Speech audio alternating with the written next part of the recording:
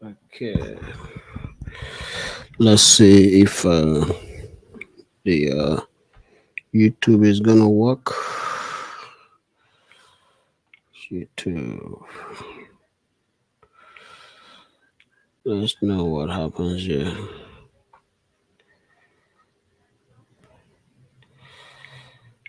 Let me see.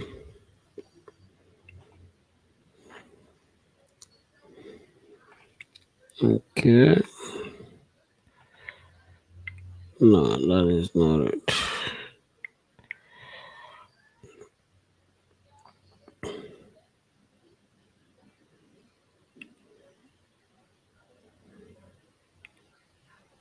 Okay, let's see. Take up the volume.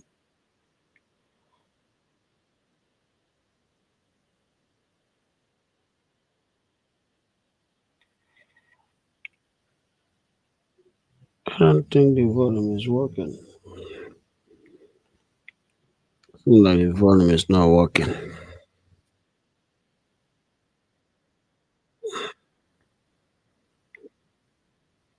I'll try to work on my volume. Speaker, speaker. Yeah, that's the speaker. Mm-hmm. Tap one, tap one, tap one. Speaker. Futuristic, that is working. I will check to see if I am getting sound.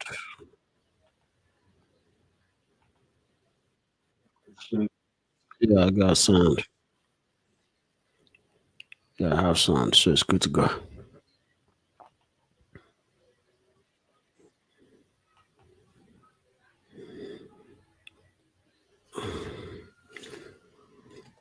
Yeah, okay. Um, the topic today has to do with unrealistic expectation. Uh, hmm, unrealistic expectation. What kind of expectation do we have? Unrealistic? Yeah, but you got to be realistic about your expectation to be able to do something in life. Uh, I do. Is it going to be called unrealistic? Do I think it's unrealistic expectation, or do I think that people just shoot too high? Because there is something that is called unrealistic expectation, which means people have an expectation that is not realistic. But it can also be said that some people that have unrealistic expectation also do have what you call high bar. High bar that we as humans, right, we might have a high bar for something, but in some cases we actually have high bar against ourselves, which means yes, we do have a high bar, but we can't even attain our own bar that we set, but we overpriced ourselves and in turn price ourselves out of the market. That is one thing about unrealistic expectation or unrealistic expectations. But in some cases, we want to juggle career and family. You know, this channel, I keep reminding people that this channel is about business. But in that business, how can you carry your family along in your business? You can't have a business and then you losing your family. You have to have a business and balance your family with it so that way it can all go one in one, whereby you have a fulfilling business, a business model that can, take care of things, take care of your family, but at the same time not lose the family that you're trying to take care of. Uh, like when I talk to men, even I myself, I try to do that because it's an experience that I keep undergoing all the time, every day. But in this case, I always tell people that you always have to have business partners that you co-work with. Like I have business, but in my major business, I also have business partners. So we all use each other's services so that we don't lose our core customer base. Because if I fail to reach out to my customer, if I fail to take care of my customer is not gonna be happy. And then it's gonna and they're not gonna want to trust my service. They're not gonna want to deal with me tomorrow. They're gonna go to somebody else. And in some but not that that person that they're going to is going to be better than I. But the fact that something has gone wrong, uh, it's gone wrong. And in some cases, when things go wrong like that, a customer might leave you for someone else, or a client might leave you for somebody else, and you happen to be better than that person that's the next business that they patronizing. But due to ego, right, they will not come back to you because they may have said something hurtful, they may have stepped out of bounds, or they may have take it too personal. But as a businessman, you always want to avoid that from happening. You want to be able to be punctual, be on time, and take care of your customers, and not become a unprofessional in your dealings with them that will make them not to want to deal with you anymore. You want to be like a family to your customers, but you also know where the bounds. You also have to know the bounds. But what I'm saying in essence is that you don't allow things to happen that maybe your punctuality might become a problem. And in that case, whereby your punctuality is a problem, you always want to coordinate with other businesses. Whereby, if you have an overload, you can always get another business to do that business for you. Because I do sell to people in businesses. Like when I discuss business, I say to them, you might not get that business today because you are overloaded. But take that business and give it to a competition. It's okay. Let a competition handle that business and you retain your credibility. And if you and your competition have a good relationship, that competition will understand that you do not undermine me, you do not sabotage me, you do not take my customers, you do not betray that trust. So that way, once that customer is satisfied by your competition or by your co-business business I would say other businesses that are related to you, or other franchise that you can actually dish your customer to just take care of them for the moment. At the end of the day, you have to reach out to that customer and be like, and ask them what was the service, how did they view the service that was provided by your partner, and they will rate your partner favorably. But you also have to let your own partner understand that they have to tell those people that they cannot do business with them going forward, that they have to let me get some water.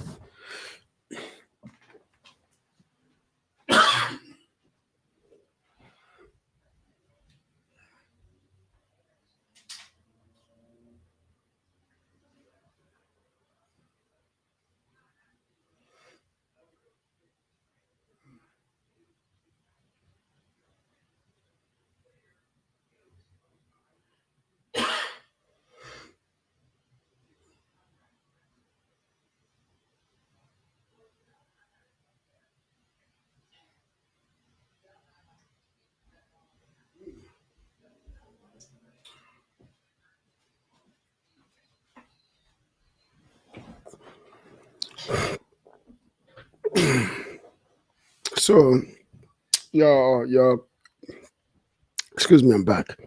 So your partner will always reach out to those businesses, to that business, and no, we'll tell them at the end of the business, or maybe at the beginning, or in the middle, and say, "Hey, I'm here to represent this business. So on behalf of them, I'm going to do this business. I'm going to execute these services for you that we all share understanding,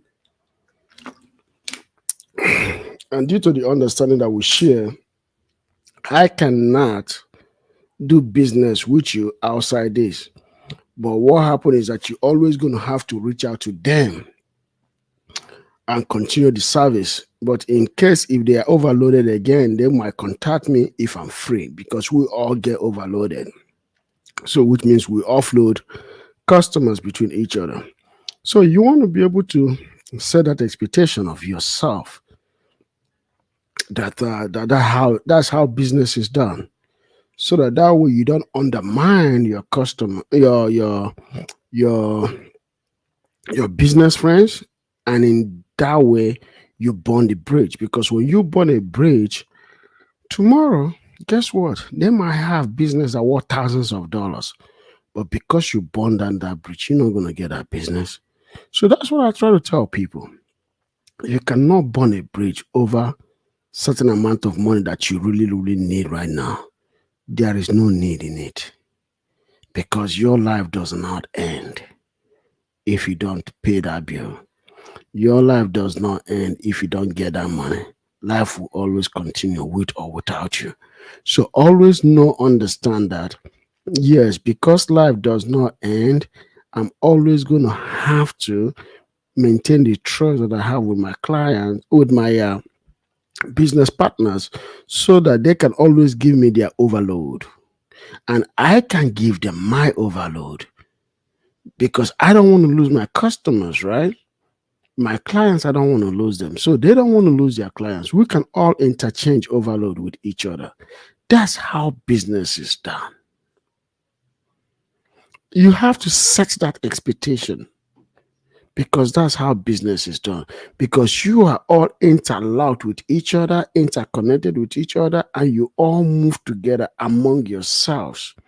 Yeah, I'm going to drop the link. So if you want to come in and join the conversation, I will be very happy to have us here.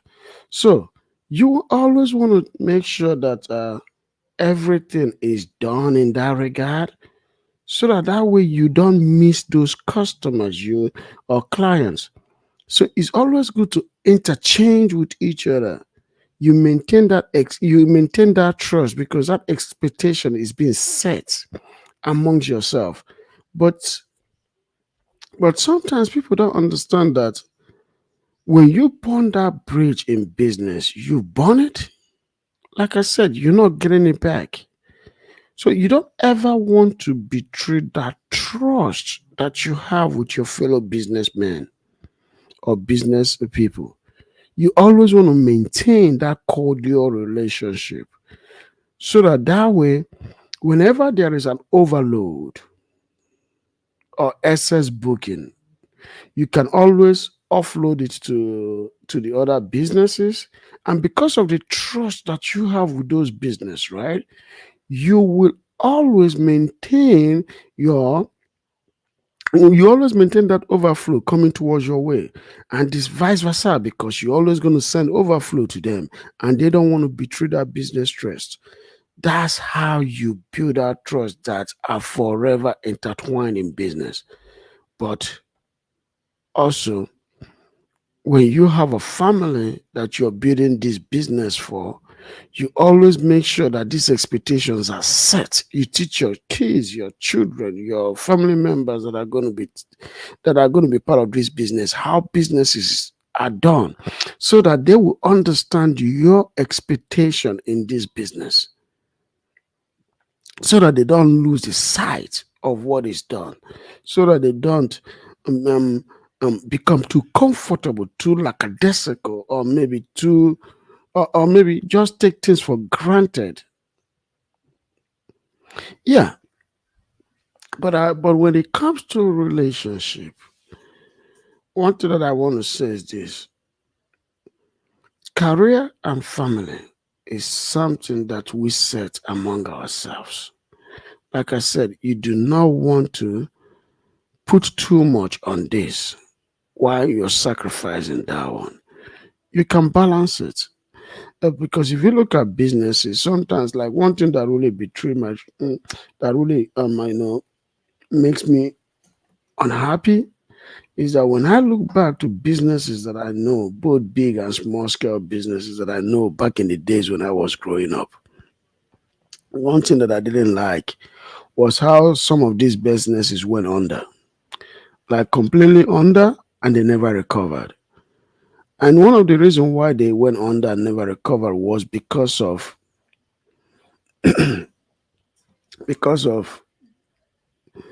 indiscipline. When there is an indiscipline and too much disagreement, the keys that are left to inherit this business are not grounded in it. They are not trained in it. They don't understand it, and therefore they cannot run it. So once that business is gone, everything is gone. When the owner of the business is no longer there, everything shatters because the business was never set in a model that was supposed to be a prelude to transfer of wealth generations to come. It becomes a very big problem. Then, when I put this word, when I coined career and when I made this headline career and family, one of the reasons why I did it is because some of us, when we get into a relationship, we have an expectation of what we want. We build this model business career. We set our business career, we build it. We have expectation of how we want our company to run.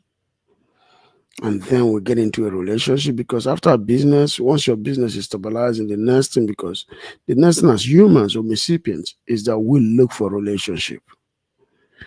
Because what it does is that it brings about a distribution of stress or redistribution of stress. But I will use the word, I will use the phrase distribution of stress. The reason why I say distribution of stress is because you go out to work, but you come home to relax, and you don't want to come home and have to do the domestic things all by yourself. Cook for yourself, eat. Those are between 1 hour to 2 hours gone, depending on how you cook, how you eat. But if you eat outside, you also bring in a lot of health issue to yourself.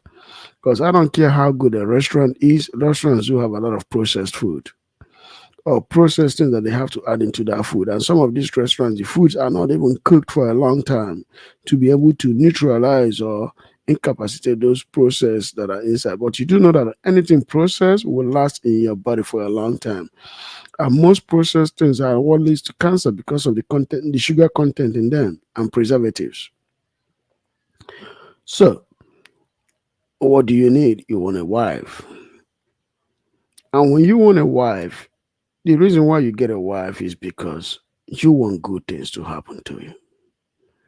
You want somebody that can help you with all this burden. You want somebody that is going to help you to raise the kids that are going to take over this legacy that you're setting. You want those kids to behave, to do things right, to maintain the legacy of the family, and also don't rubbish the name of the family. Those are the things that you hold to high esteem.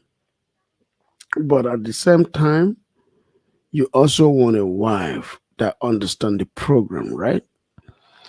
But today, it's not like it's not like years to years when men were only breadwinners, when men worked and women didn't. Women did the home expectations.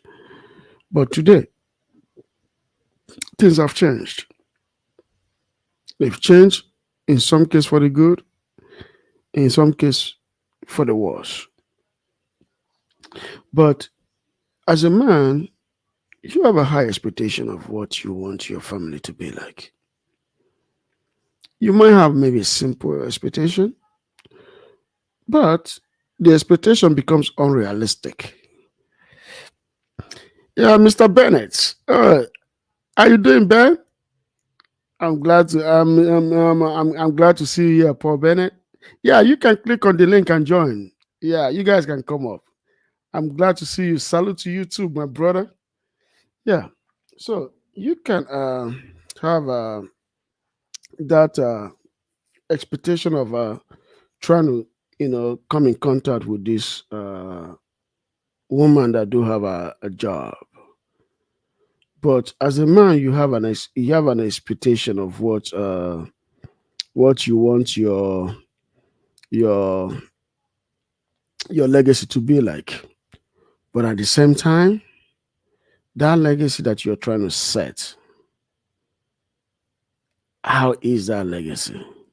Have you had that discussion? Have you set it in place? Have you mapped it out? Have you detailed it? Have you gone over and over with it? Have you thought about it? Have you get into a deep thinking about it? Have you discussed it with somebody? Have you run it through someone to see if it makes sense or not? But that doesn't mean the person has to give the person has to give you a thumb up or thumb down that, oh, this makes sense or it doesn't make sense. No, that is not usually the case. But you want to see how it's gonna be like. And another thing again, you also want to look at other people's experience to see that if they have had if they have had the same similarity, and also if they have what is their plans for their family. So those are things that you seriously want to look at to see if you have an expectation that makes sense or an expectation that doesn't make sense. That is why sometimes it's called unrealistic expectations. Career and family. Yes, you may have a very, very good career, but when it comes to family, what is your expectation of that family? What you're trying to set, is it something that is attainable? Okay, if it's not attainable, how do you adjust? Do you get to be able to work with people, see if these people can work with you, if you guys can all work together, what is going to be the main what is going to be the achievement of this expectation that you lay in for yourself? Is this individual capable of achieving or helping you to extend this legacy?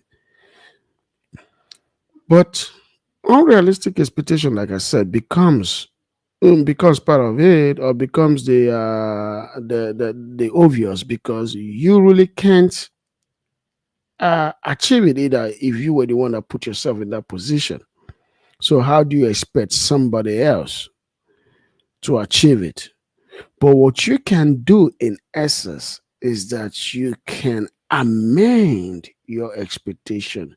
You can then say, oh, this expectation that I have come to realize that is unrealistic. What are the amendments that I can do, but not be holding to it for long?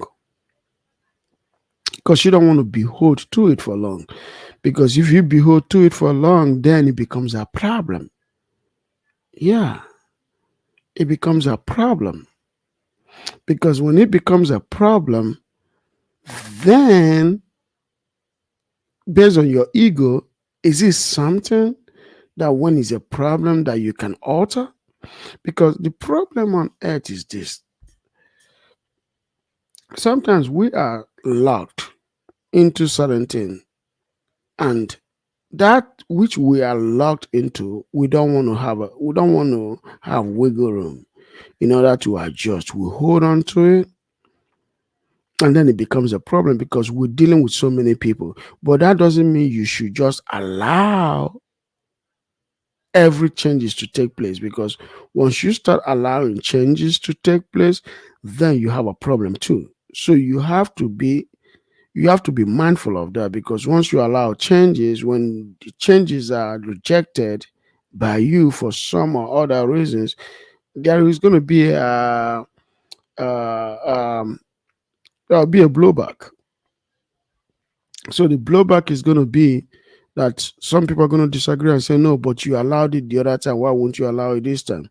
So that's why in culture, like we talk about culture. Culture is something that binds people. Sometimes culture doesn't allow wiggle room, but culture is not set in stones or written on stone. That's culture is not written on stones. They are all made to be amended. You amend it without losing the core value of that culture. Because if you lose the core value of the culture, you've lost the culture itself. That is why when it comes to the way we do things as humans, talking about unrealistic expectation, you do not want to make things so difficult that people will resent you for it and have to dish it out. But in order to preserve certain things, right, you have to start telling people about it from from childhood. You also have to be able to convince yourself, run it through yourself, understand that is this something that I can attain. And if you can attain it as a human being, then go ahead. But you also have to sell it to other people. You have to sell it to people. Just like I was discussing with a group of friends the other day, we were talking about, you know, how the culture has become so unrealistic today.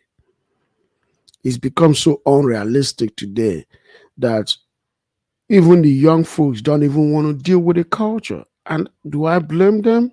I don't blame the young folks for not want to deal with the culture because number one, it's something that they are supposed to be taught.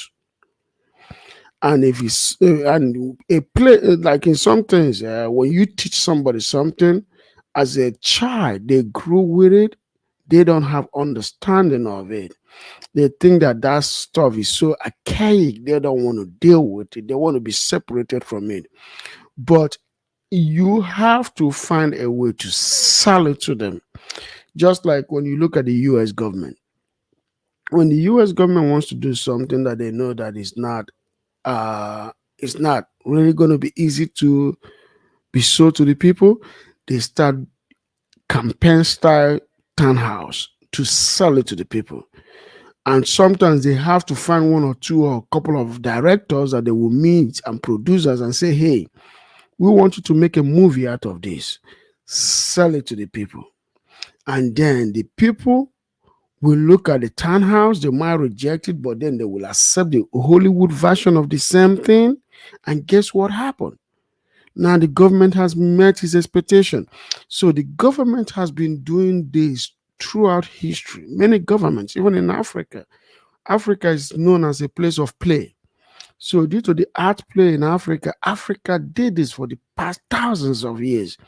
They use tells, like when they want to. I remember this story now. These things in Africa that when we were growing up, right? When our parents want to get us to do something, they will tell us stories about our forefathers, how our forefathers were, they did this and that, and they did that, and then this was the result. And you might not buy it, and then they will tell you over and over again, and it comes to a time you're like, okay, this is true, but your dad might not be telling you the truth, but you're not going to call your dad a liar. But they use that to get you to, guess what, do what they want you to do by telling you a lie. But it was actually a fairy tale. That's why it's not called a lie, but it's called a fairy tale. So you use that, they tell you that fairy tale, and then you think, oh, is that easy? And then you do it. And but guess what? It's a learned character because he worked on you, you're gonna use it on your children. But as long as you're not putting a child's life in danger, to me, it's okay because somebody got to do it to you, and you got to do it to somebody else. The government will do it to you. Your parents will do it to you. You got to do it to the next generation. And that's how life is. So with those kind of things, you're able to achieve certain expectations. You're able to make things that you think that you can achieve to be achievable. That's just how simple life can be. That's how easy things can be done. That's how easy things can be achieved. That's how it is throughout history to use certain things to get humans to do what you want to do.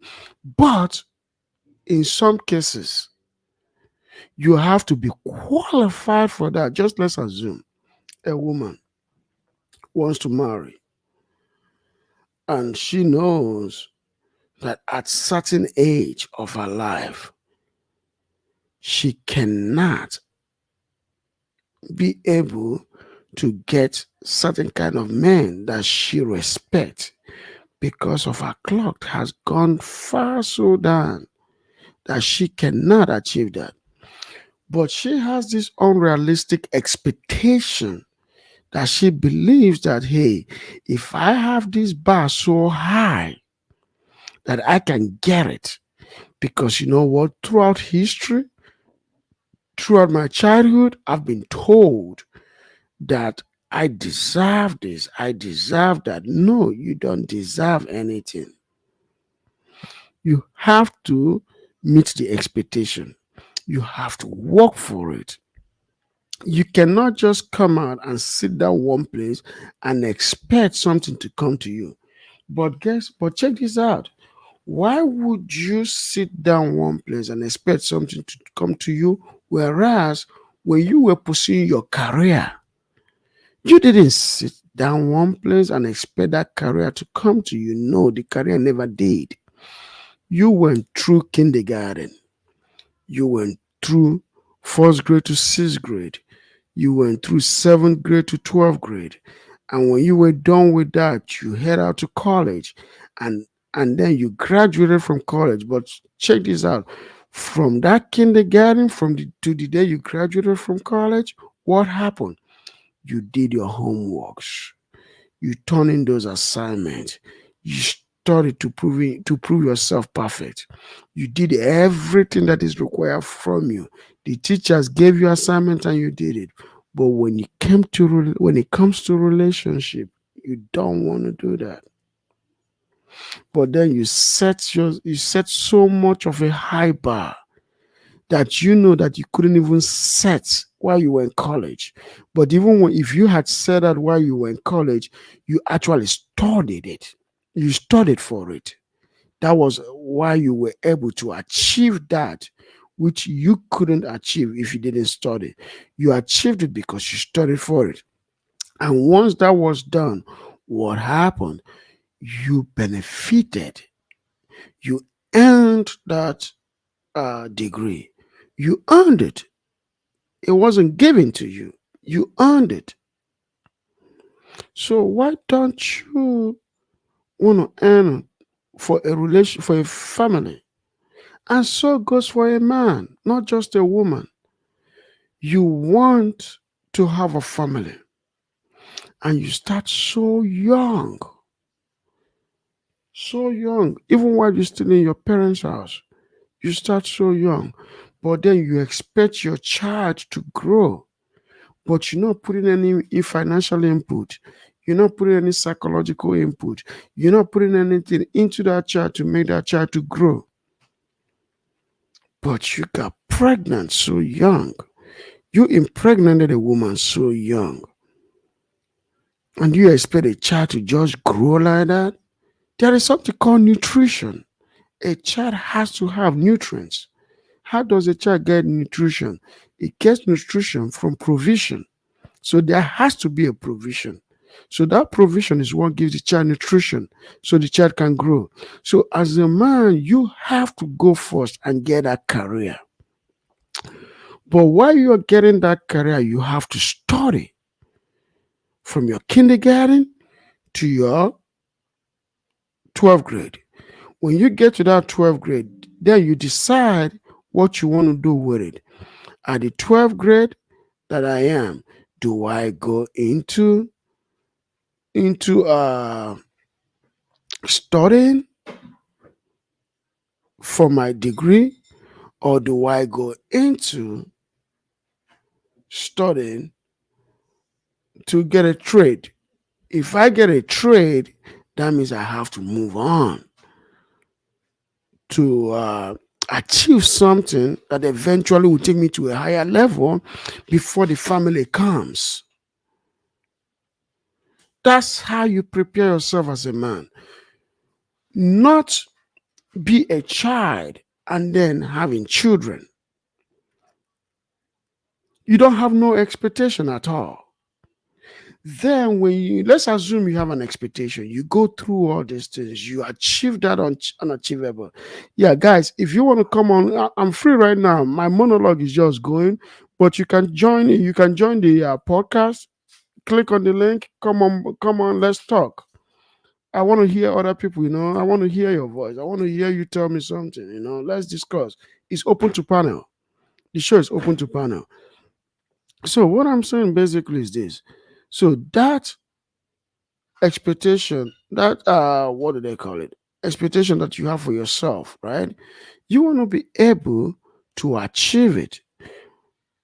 But let's assume you've studied so good, you've studied so brilliantly, you've immersed this wealth of knowledge.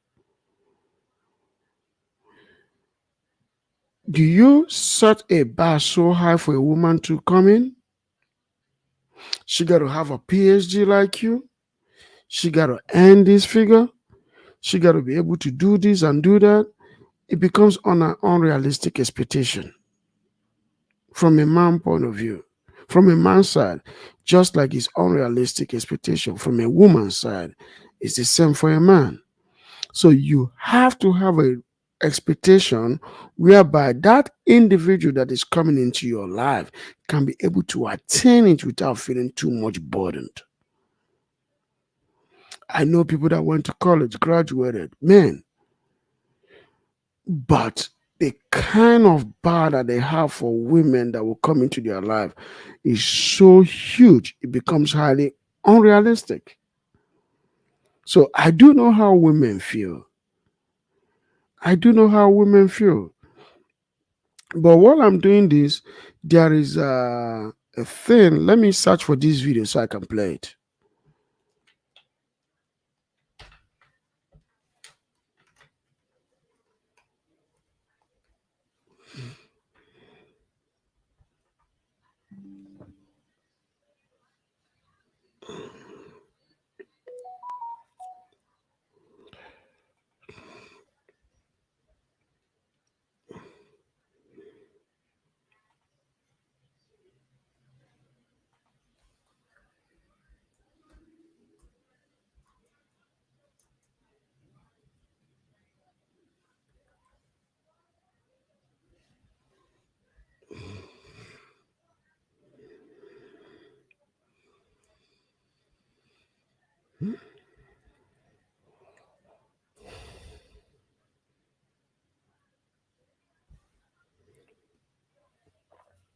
Mhm.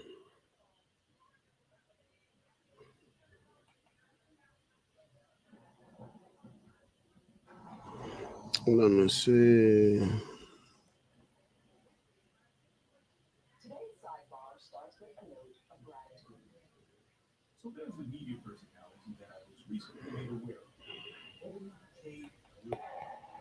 Mhm.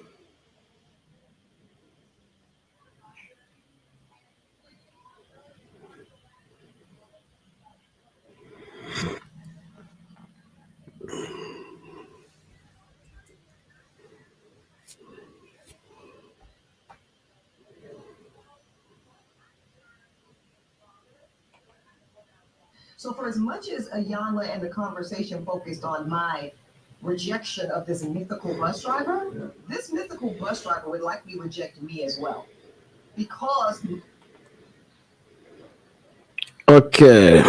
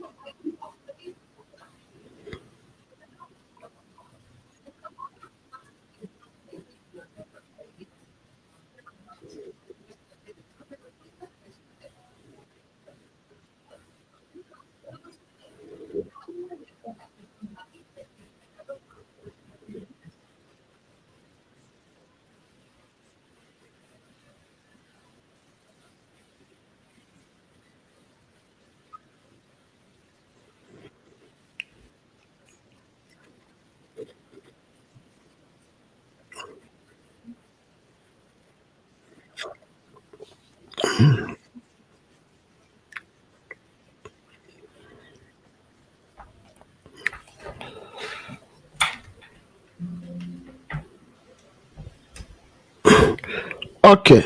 I don't know if you guys had if you guys you know I don't know if you guys had had the audio. Please, if you had the audio, can you just leave a one on the chat? If you had the audio. Yeah. So that's another thing about life is an unrealistic expectation. Like she was saying about having a man that has that she might like, but the man, or she might not even want, but the man might not want her as well. Those are part of unrealistic expectations. So you have an expectation of something that you know that that stuff is not qualified to get you, but you also might not be qualified to get that. That is not unrealistic expectation. That is expectation on itself.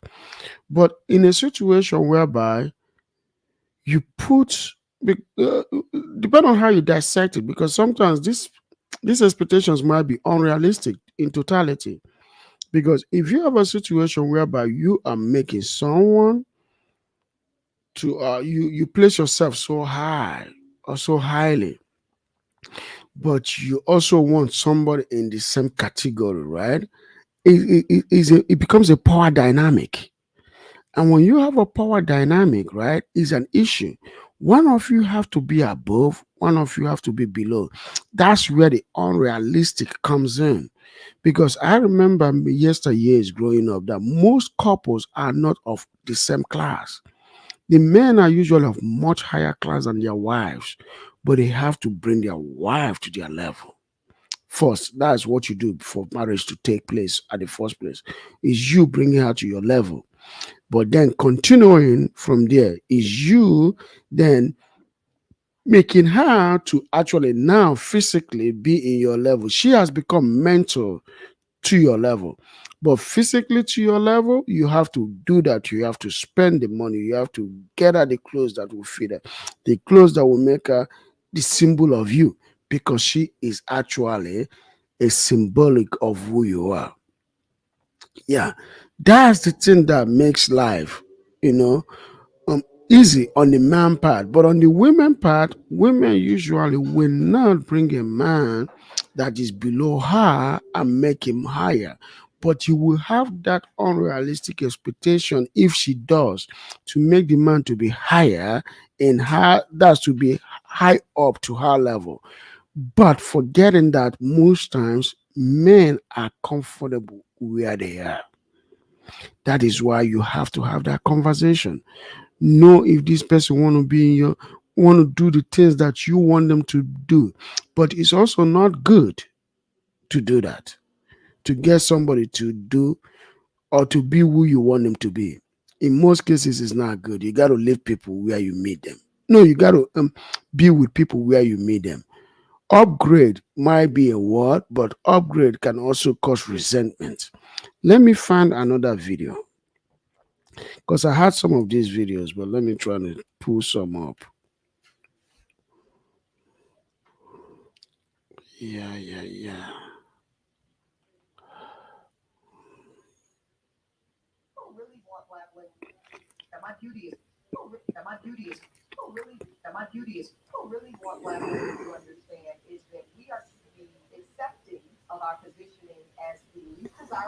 Mm.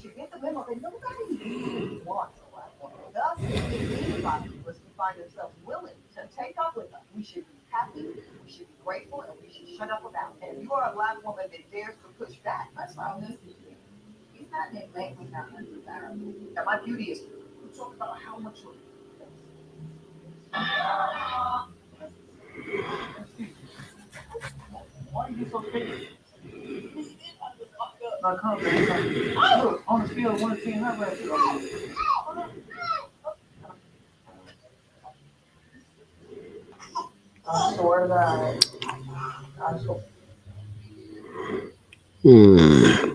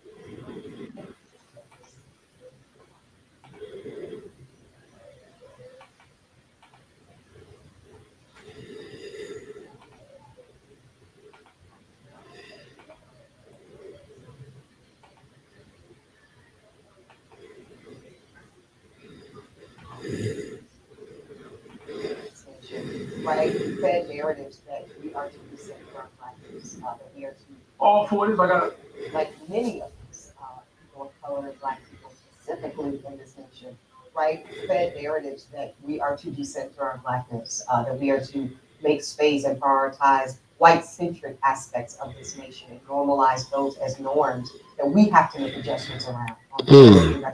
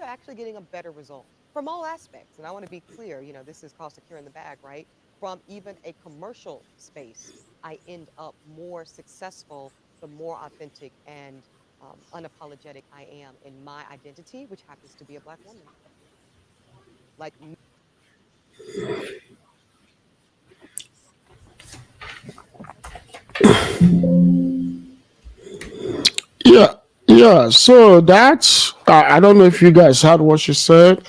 I'm trying to see if I can, you know. So those expectations, like I said, most unrealistic expectations. But the thing is this, like I said earlier before I played that video, you see, the commonality between men is that men uplift, women lift, and women are attain. Men uplift, women attain. What I mean by men uplift, women attain is that men are supposed to be there. Then they lift the woman up to him. But a woman attain to the man's level, while the man lift her to his level. But in an out of order, the man will, in many cases, in very few cases, or in some cases now, will be attaining to her level. And some people are not comfortable doing that. But those discussions are not hard. But in some cases, the man will not say something, and he will let her do the talking. But she also is expecting him to say something. But if he's not saying something, right, it becomes a problem later on down the road. If he's not gonna help to straighten things up, the communication is lacking because she is too forward. She is moving too fast. She has this idea of the family that she wants to have, but she's not having the idea of the family he wants to have. So there is no communication. The communication is supposed to be coming from him, not from her. He's supposed to be the one to set the expectations of what he wants in his family, the kind of family he wants, where he wants his kids to be, where he wants the things that he wants, the things that he wants in his family, where he wants his family to be. Not it coming from her saying that, oh, this is what I want the children to do, this is where I want the kids to be, this is the things that I want the children to achieve. No, it will cause friction. It will cause serious friction. These are why unrealistic expectations becomes a problem. That's why I said in this thing I said career and family. So you might have an expectation in your career, but the expectation in your family has to be led by that individual whose legacy the family will achieve. So he sets the rules, he makes those things. But in some cases, some people will be like, no, no, no, no, he can't do that. I have to have an input. Nothing is wrong with you having an input, but something is wrong with you enforcing your input or enforcing your opinion. That's where the problem becomes.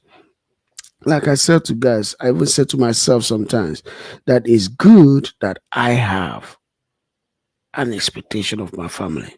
It's good that I listen to my significant other about her opinion. But when opinion becomes imposed, right, that's where the problem becomes. So what Ebony K was saying that this is the mistakes that she may have made in her family, in her first marriage that led to her divorce. But when I deduce from what she's saying, I can see the holes in it. In the holes is not in terms of lies, in terms of problem. Because the problem becomes that she had expectations, but she wasn't discussing with the man to know what is the man's expectation, so that she will bring her opinion and then they will both see to it to see if this is going to be realistic or not. Yeah, let me search for another video again because I'm trying to get this done. I'll be done in a few minutes. In the next 5 minutes, we should be over.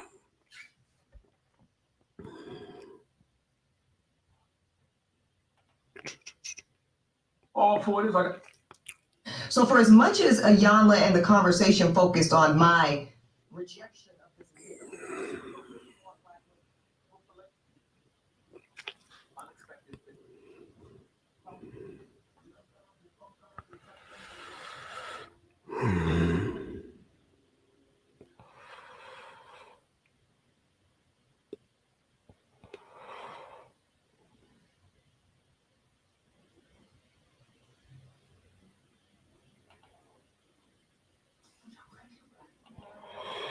So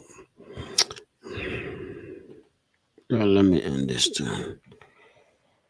Think I should end it.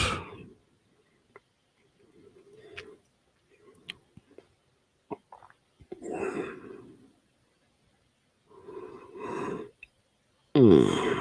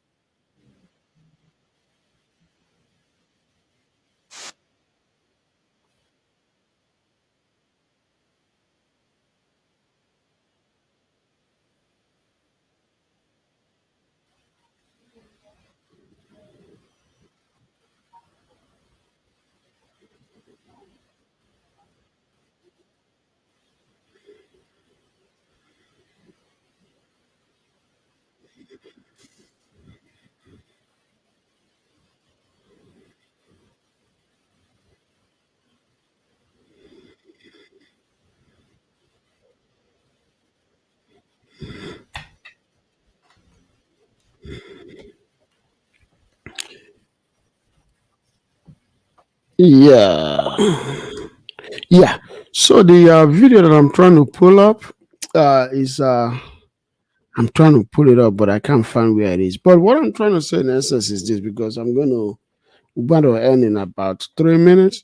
So what I'm trying to say in essence is this, right? It's good to have expectations, but let your expectation be guided by reality. Let your expectations be guided by communication. Let your expectation become something that you know that can be attainable. Because oh, Mr. Bennett is coming in. Yeah, Mr. Bennett. Good evening, sir. How are you? Yeah, good, good, good. How you doing, sir? I am busy. That's why I didn't get on earlier. It's the Monday No, before that's the okay. work. That's It's okay. the That's Monday before okay. the I work week, so understand. I'm scrambling, and we have a show going on in about 15 minutes. So I'm also doing some prep Oh, before okay. my show gets I'm started. going to be wrapping up by that time Not because I not know a the problem, show not a that I'm problem. But going to join that show. I just wanted to stop on in just to greet you. And I look back over your log of videos. I have to go back and certainly watch a few, especially on the one between Nigerians and Americans. So I definitely want to get caught up on some of your content. But I just wanted to stop by and say hello, and to also just let you know that supporting you in your efforts, and some of the discussion that, like you said on Friday, we don't agree on a lot of things, but I certainly appreciate your opinions, and certainly your efforts to bring understanding. And so I just wanted to salute you for that. And certainly some of the things that you're saying tonight in regards to uh, the man setting the expectations, I do think that's very important. I think that men really need to set the parameters for which how a marriage should go, children, how children are raised. I think the man needs to take the lead in that. Unfortunately, I don't think you have a lot of men who are being raised with that with to have that kind of responsibility. And I think that's why a lot of times we let the women kind of set the expectations when it comes to those things. But I think really, if you want things to go well, I think you really need to set that pretty early in the courting phase in terms of what you expect for your family. How you want your sons to be raised, how you want your daughters to be raised. I think that's very important. And I think she needs to be certainly in alignment with that. Otherwise, I think you may have problems down the road for some of the points that you talked about. So I definitely think we can agree. We can agree on those measures. Yeah, I am very very glad that that you picked on that, and I got to tell you, um, when I look at so many families that I knew that fell apart when I was growing up, that was the Hmm. big reason. That was the biggest reason.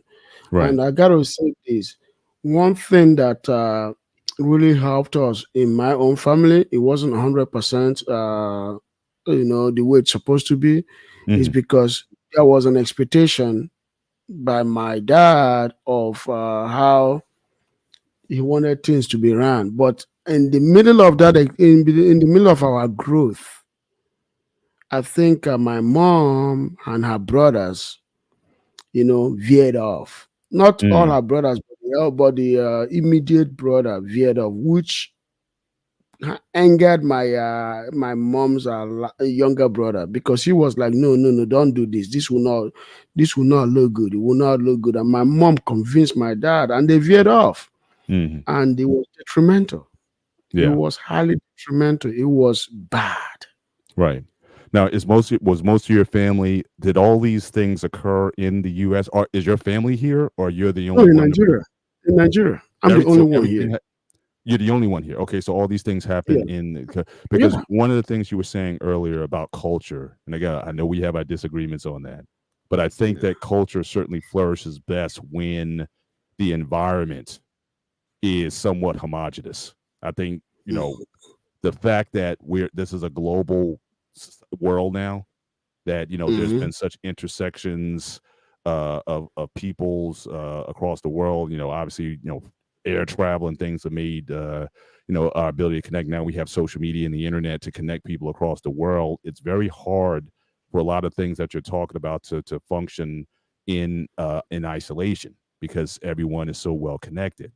So I think a lot of these discussions, like I was sharing on Friday, I have friends from India, like since I'm in the IT, I'm in the tech space, and other Africans, and we have very similar discussions. It's like the stories are the same. In fact, the show that we're going to be doing tonight, we're going to be talking about how your values change just being Mm-hmm. in America, and what's it like when you go home to your home country. What's that experience like in terms of how your thinking is versus the common person in your country? So I Mm-hmm. think culture uh, almost has to change to an extent because, again, unless you have that kind of separation to be your selves, where things to be flushed out, where you don't have other people, other nations judging you and your behaviors and how you carry things, is just going to be difficult. So I don't know if I have a solution to how in how certain cultures can continue to maintain their integrity because of outside influence. It's very hard unless you want to move your kids to an island or somewhere remotely. It's tough. It's tough. So I think even more so because we're a global society. Our kids have a lot more diverse friends than we did in the parents before that. They have friends from every stripe, every orientation, everything. So it's a tough ask to try to keep them within that bubble, and that's why a lot of times for me the key, if I had a cultural attribute, it's all about, again, adaptation. How do you adapt to the situation that you're in? Like I was the military guys, they were saying, sometimes you just have to improvise. I have to prepare my kids for the world that is, not for the world that I came from or where Mm-hmm. other, where our ancestors may have come from. Because my ultimate goal, and I think this is just biology, is to make sure that the generation survives and endures in the rounds to come. And if that's a different world than I was in, I have to be willing to accept at least some of it anyway, in order for it in order for it to carry through. So so that's my 2 cents on it. Again, I need to run. I just got the link for my show, so I got to do a little more prep before our show goes on. But when I get an opportunity, certainly I will like to stop by, because I do like talking to you. No, That's I one thing know for sure. that's I do good. like talking to you, and I love the exchange, and I like breaking bread with you and seeing perspective, because what's interesting for me is how, even for you and Black David, even though you're both Nigerian, but the fact that you come from different tribes, from different there's a different mindset that the two of you have, even within the nation itself. Yeah. It's a fascinating thing, which Mm-hmm. goes to show that, again, more times than not, we tend to group peoples together. I always looked at it almost like that of a telescope, right? If you Yeah. zoom in close enough, even within your Igbo. Now, just for the record, all right, my DNA test told me that I'm 26% Nigerian, and Black David told me that I have features of an Igbo man. So, you That's know, right. he told me Yeah. that. You never shared that with me though. You never. So you've been trying to withhold hold these aspects of the heritage from me. So I'm gonna hold you accountable to that. But that being said, when you're even within Igbo culture, Igbo society or Yoruba society, there's differences. You zoom out, then you become Igbo and Yoruba. You zoom out some more, you become Nigerian. You zoom out some more, you become African, and you zoom out, you become a human being. And so, Mhm. the lenses through which we look at things changes just depending on the perspective. How much we're zooming in. So I definitely find these discussions fascinating, and I'm surprised that David routed me like that, man. no, he called it out on one of my couple of shows ago. He called it out, and so I was like, I was Ebo the whole time, and Yeah, me and Ebo, that's man, right. you never gave me any props or You look, recognition. you have that Igbo future a I'm lot. like your So bastard son. I thought maybe you already know. That's why I never said Now, nothing. again, like I said, the DNA test, I would have to take like the next level of DNA test to really see, even from Nigeria, like what region, what tribes, or whatnot. I'd have to do a little deeper dive. But I'm spread out all over. I got, been in Togo. I'm wet. I got so much West African. I'm spread out all over the place. So for me to make that effort, I would only be recognizing only a portion of myself. A couple tests ago, actually, the test changed because I was only like 20. I was actually 49% Nigerian at one point, but then they Mm. realized that there were populations in Nigeria that were not necessarily Nigeria. You have to account for migration. You have to account for people's moving around. So it's fluctuated a bit over the years, but it's definitely something that you know.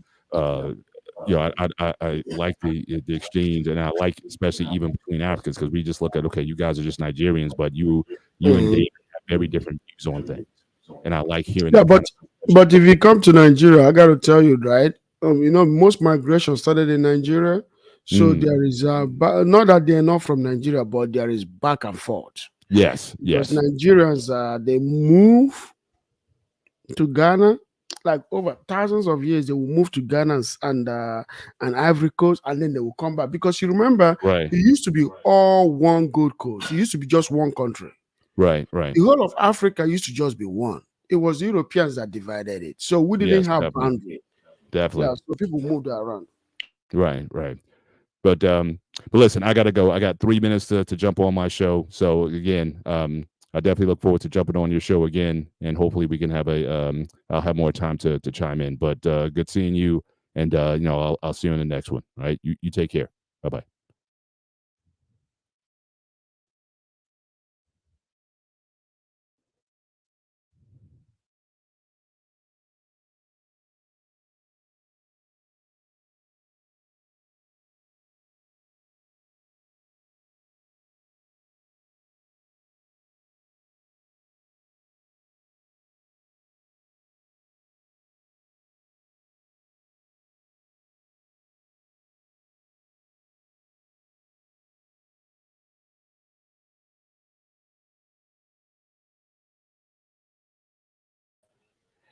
Oh,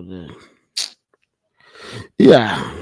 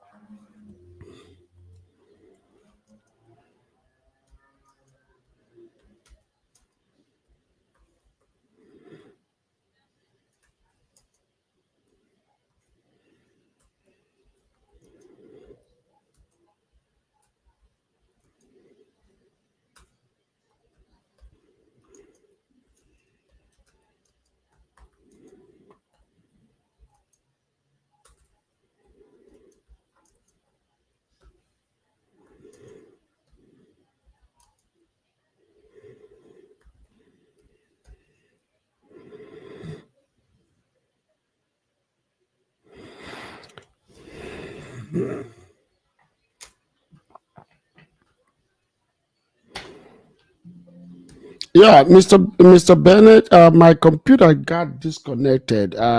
Sorry about that, but I will see you in your show. If you're not there anymore, I will just see you in your show shortly, okay? So thank you so much, guys, for listening. And I'm going to run on to Mr. Bennett's show so I can be there quick. Thank you guys for listening and have a good night. We're going to continue this on Sunday and I'm going to go more into detail on it. Thank you so much and you have a good and blessed night, okay? Bye bye.